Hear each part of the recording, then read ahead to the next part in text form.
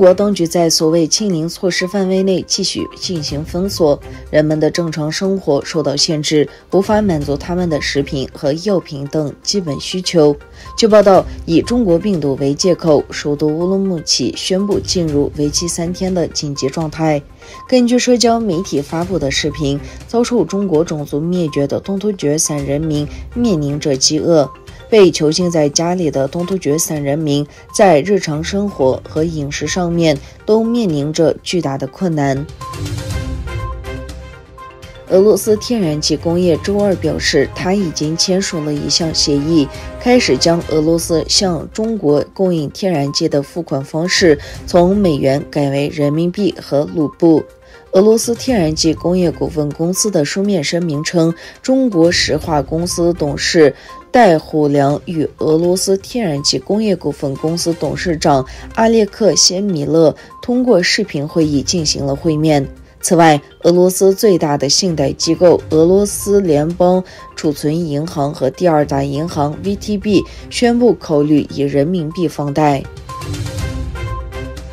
沙特阿拉伯国王萨勒曼收到中国国家主席习近平关于加强两国的书面信函。习近平在信函中指出，两国之间牢固的关系，以及在各个领域、各个层面进一步发展这种关系。土耳其总统埃尔多安总统在波斯尼亚和黑塞哥维那出席的波黑土耳其商业论坛上发表讲话时说，今年8个月，我们与波斯尼亚和黑塞哥维那的贸易额比去年同期增长了 15%， 达到了 6.27 亿美元。我们预计将超过10亿美元的贸易额目标。埃尔多安表示，我们现在已经决定两国公民持身份证在波斯尼亚和黑塞哥维那与土耳其之间的旅行。2022-2023赛季的欧洲冠军联赛在万众期待中开始了。本赛季决赛将于明年在伊斯坦布尔阿塔图尔克奥林匹克体育场进行，同时这个赛季也是 C 罗时代的终结。凭借进球、破纪录和夺冠，成为欧冠传奇名字的葡萄牙巨星 C 罗19年来首次缺席欧冠。克里斯蒂亚诺·罗纳尔多可能是提到欧冠时第一个想到的足球运动员。他自2003年赛季转会曼联以来就参加过欧冠。